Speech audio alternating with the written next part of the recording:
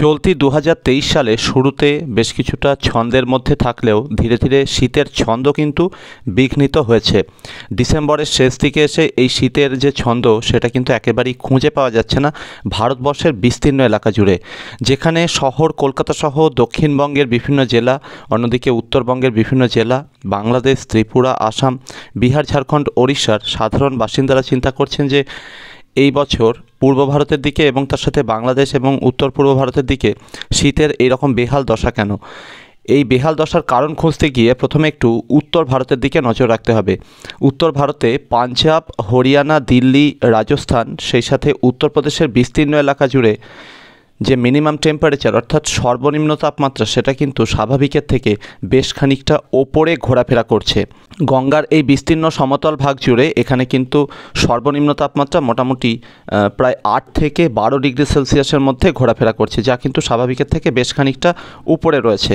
ডিসেম্বরের শেষ দিকে এসে এই সময়টায় আমরা দেখে থাকি যে রাজস্থানের উত্তরাঞ্চলে শ্রীগঙ্গারামপুর, অন্যদিকে পাঞ্জাবের অমৃতসর বা রাজস্থানের সিকার, এই এলাকাগুলোতে কিন্তু হিমাঙ্কের কাছে অর্থাৎ 0 ডিগ্রি সেলসিয়াসের আশেপাশে তাপমাত্রা নেমে যায়, কখনো 0 থেকেও নিচে তাপমাত্রা নেমে যায়, যা ভারতের সমতল ভাগের মধ্যে সবথেকে কম তাপমাত্রা ডিসেম্বরের শেষে বা জানুয়ারির শুরুতে রেকর্ড করা হয়ে থাকে। আজ 29শে ডিসেম্বর শুক্রবার, সাল 2023, ওয়েদার আপডেট চ্যানেলের আজকের এই পূর্বাভাসে আপনাদেরকে জানাবো যে আগামী কয়েকটা দিনের আবহাওয়াতে কোথায় বড় রকমের পরিবর্তন আসার সম্ভাবনা রয়েছে। গতকাল 28শে ডিসেম্বর সমগ্র ভারতের সমতল ভাগের কথা যদি বলি, অর্থাৎ সমতল এলাকা, পাহাড়ি এলাকাগুলো বাদে, সেক্ষেত্রে সবথেকে কম তাপমাত্রা রেকর্ড করা হয়েছিল পূর্ব রাজস্থানের সিকারে। 5 ডিগ্রি সেলসিয়াস ছিল এখানকার তাপমাত্রা, অর্থাৎ বুঝতেই পারছেন যেখানে 0 বা 1 ডিগ্রি সেলসিয়াসের কাছে তাপমাত্রা থাকার দরকার সেখানে 5 ডিগ্রি সেলসিয়াস তাপমাত্রা ছিল। স্বাভাবিকভাবেই এখানে যখন ঠান্ডা নেই, অর্থাৎ উত্তর রাজস্থান, সেই সাথে পাঞ্জাব, হরিয়ানা, পূর্ব রাজস্থান, সেই সাথে দিল্লি এবং উত্তরপ্রদেশের বিস্তীর্ণ এলাকা জুড়ে রীতিমতো স্বাভাবিক তাপমাত্রা থেকে অনেকটা বেশি তাপমাত্রা রয়েছে। তো এদিক থেকে যখন উত্তরে হাওয়া বয়ে যাচ্ছে বিহার এবং ঝাড়খণ্ডের দিকে এবং পরবর্তীতে পশ্চিমবঙ্গ, বাংলাদেশের দিকে, তো সেই উত্তরে হাওয়া কিন্তু তাপমাত্রাকে কোনোভাবেই স্বাভাবিকের কাছাকাছি বা স্বাভাবিকের থেকে নিচে নামাতে পারছে না। তবে আজ 29শে ডিসেম্বর, আগামীকাল 30শে ডিসেম্বর, তার পরবর্তী দিন 31শে ডিসেম্বর এবং তার পরবর্তী দিন 1 জানুয়ারি অর্থাৎ বছরের প্রথম দিন এবং তার পরবর্তী দিন 2 জানুয়ারি, এই পরপর কয়েকটা দিন কিন্তু কিছুটা ঠান্ডা উপভোগ করা যাবে ওড়িশা, ঝাড়খণ্ড, বিহার, পশ্চিমবঙ্গের দক্ষিণবঙ্গ, উত্তরবঙ্গ, অন্যদিকে বাংলাদেশ, ত্রিপুরা, আসামের বিভিন্ন এলাকা জুড়ে। তার পরবর্তীতে মোটামুটি জানুয়ারির 2 বা 3 তারিখ থেকে কিন্তু এই শীতের যেটুকু ছন্দ বজায় রয়েছে সেটাও কিন্তু পুরোপুরি বিঘ্নিত হয়ে যাওয়ার বা ঘেঁটে হয়ে যাওয়ার একটা আশঙ্কা থাকছে। তার কারণ এই সময় কিন্তু একটার পর একটা শক্তিশালী পশ্চিমী ঝঞ্ঝা এসে হাজির হওয়ার সম্ভাবনা থাকছে এবং উত্তরে হাওয়ার যে প্রবাহ সেটা কিন্তু পুরোপুরি স্তব্ধ হয়ে যাওয়ার সম্ভাবনা। আর ইতিমধ্যে উত্তর বঙ্গোপসাগরে যে অ্যান্টিসাইক্লোনটি মাঝে মাঝে হাজির হচ্ছে, মূলত বিকাল থেকে শুরু করে রাতভর কিন্তু এই অ্যান্টিসাইক্লোনের প্রভাব বজায় থাকছে, যে কারণে প্রচুর পরিমাণে আর্দ্রতা ওড়িশা, দক্ষিণবঙ্গ, বাংলাদেশ, ত্রিপুরা, সেই সাথে ঝাড়খণ্ডের বিভিন্ন এলাকার দিকে প্রবেশ করছে এবং উত্তরে হাওয়া কিন্তু বয়ে যাওয়ার সুযোগ পাচ্ছে না। আর এই অতিরিক্ত জলীয় বাষ্প কিন্তু ভোরে বা সকালের দিকে কুয়াশা তৈরি করছে বিভিন্ন এলাকাতে। আগামী কয়েকটা দিনের পূর্বাভাসের দিকে যাওয়ার পূর্বে আপনাদেরকে একটা পার্থক্য দেখাতে চাইব যে এই সময় ডিসেম্বরের শেষে কিন্তু চীনের পরিস্থিতি ভয়াবহ হয়ে উঠেছে। চীনে বিগত 40 বছরের মধ্যে এই ধরনের ঠান্ডা কিন্তু পড়েনি, যেখানে চীনের বেশ কিছু এলাকাতে তাপমাত্রা মোটামুটি হিমাঙ্কের 40 ডিগ্রি সেলসিয়াসেরও নিচে নেমে গেছে, অর্থাৎ -40 ডিগ্রি সেলসিয়াসেরও নিচে নেমেছে।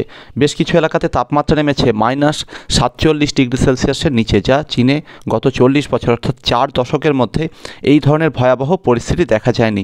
সমগ্র চীনের বেশিরভাগ এলাকা জুড়ে কিন্তু এই মুহূর্তে বরফের চাদরে আবৃত হয়ে রয়েছে। তুষার ঝড় এর মুখোমুখি হচ্ছে বিভিন্ন পশ্চিমী ঝঞ্ঝার সৌজন্যে।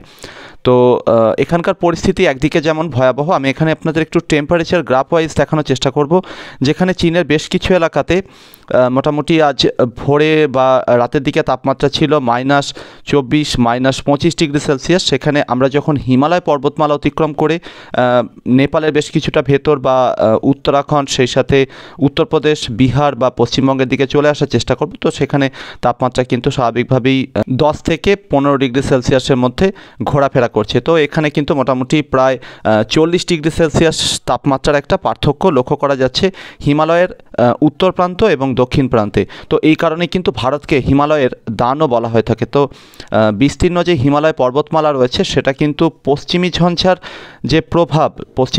প্রভাবে যে বড় রকমের তুষারপাত, সেই ধাক্কার হাত থেকে কিন্তু ভারতের বিস্তীর্ণ এলাকাকে বাঁচিয়ে দেয়।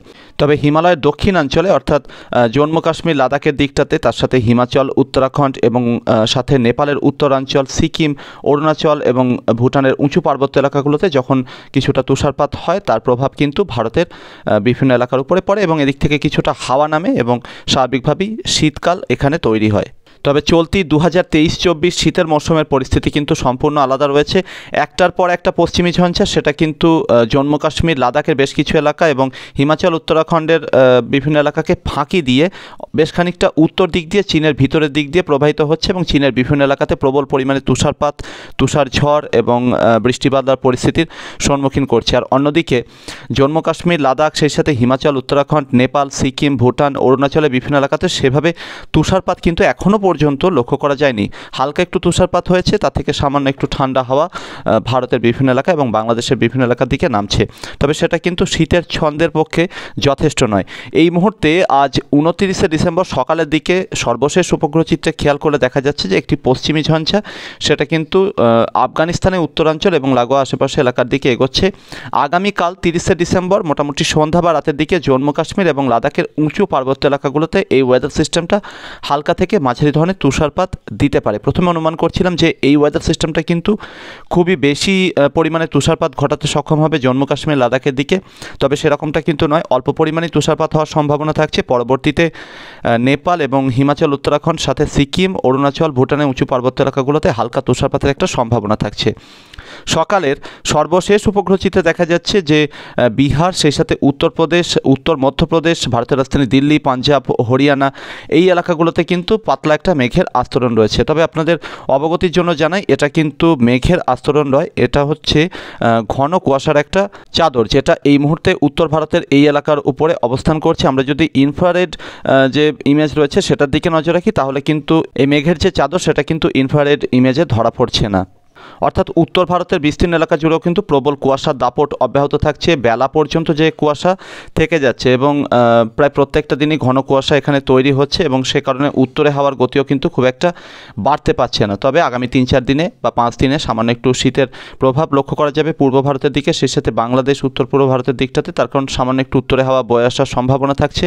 বিগত 48 ঘন্টায় মাঝে মধ্যে হালকা একটু উত্তরে হাওয়ার প্রভাব পশ্চিমবঙ্গ, বাংলাদেশ এবং তার আশেপাশের বিভিন্ন এলাকাতে টেরও পাওয়া যাচ্ছে।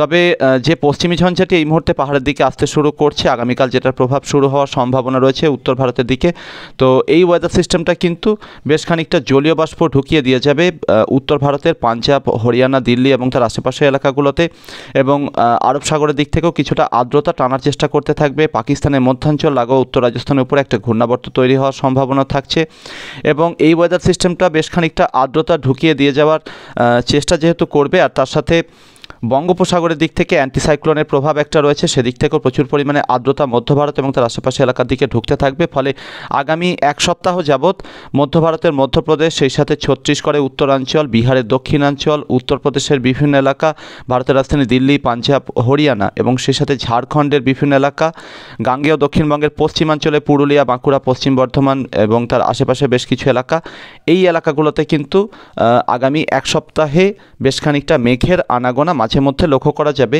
এবং বৃষ্টির একটা সম্ভাবনা থাকছে। হালকা বৃষ্টির সম্ভাবনাই বেশি, তবে কোথাও কোথাও 2-1 পশলা মাঝারি ধরনের বৃষ্টি হতে পারে। প্রথমে যেটা আশঙ্কা করা হচ্ছিল যে দক্ষিণবঙ্গের বিভিন্ন জেলা, সেই সাথে বাংলাদেশের বিভিন্ন এলাকা, ত্রিপুরা, আসামের বিভিন্ন এলাকাতে একটা হালকা থেকে মাঝারি ধরনের বৃষ্টির সম্ভাবনা তৈরি হবে। তো সেই পরিস্থিতি কিন্তু ধীরে ধীরে কমে আসার সম্ভাবনা দেখা যাচ্ছে। তার কারণ পশ্চিমী ঝঞ্ঝাটি খুব বেশি শক্তিশালী না হওয়ার কারণেই কিন্তু চাষি ভাইয়েরা এ যাত্রা বড়সড় বিপদের হাত থেকে বেঁচে যেতে পারেন। তবে দক্ষিণবঙ্গের পশ্চিমাঞ্চলে পুরুলিয়া, বাঁকুড়া, পশ্চিম বর্ধমান এবং তার আশেপাশের যে জেলাগুলো রয়েছে, এখানে ছিটেফোঁটা থেকে হালকা বৃষ্টির একটা সম্ভাবনা থাকছে। মোটামুটি জানুয়ারির 3 তারিখ থেকে শুরু করে 7 বা 8 তারিখের মধ্যে। তবে ঝাড়খণ্ডের বিভিন্ন এলাকাতে কিন্তু হালকা বৃষ্টির সম্ভাবনা রয়েছে, কোথাও কোথাও এক পশলা মাঝারি ধরনের বৃষ্টি হতে পারে। দক্ষিণ বিহারের বিভিন্ন এলাকাতেও এই সময় একটা বৃষ্টির সম্ভাবনা থাকছে। ওড়িশার উত্তরাঞ্চলে দু একটা জায়গা, এখানেও কিন্তু ছিটেফোঁটা থেকে হালকা বৃষ্টির একটা সম্ভাবনা থাকছে। বাংলাদেশের বেশিরভাগ এলাকাতে বৃষ্টির সম্ভাবনা প্রায় সেভাবে থাকছে না জানুয়ারি প্রথম সপ্তাহে। ত্রিপুরা এবং আসামের ক্ষেত্রেও প্রায় একই পরিস্থিতি থাকার সম্ভাবনা। উত্তরবঙ্গের দিকেও সেভাবে বৃষ্টির সম্ভাবনা থাকছে না। তবে সিকিমে বেশ কিছুটা তুষারপাতের সম্ভাবনা থাকছে। সিকিম লাগোয়া দার্জিলিং কালিম্পংয়ের কোথাও কোথাও হালকা একটু ছিটেফোঁটা বৃষ্টির সম্ভাবনা তৈরি হতে পারে।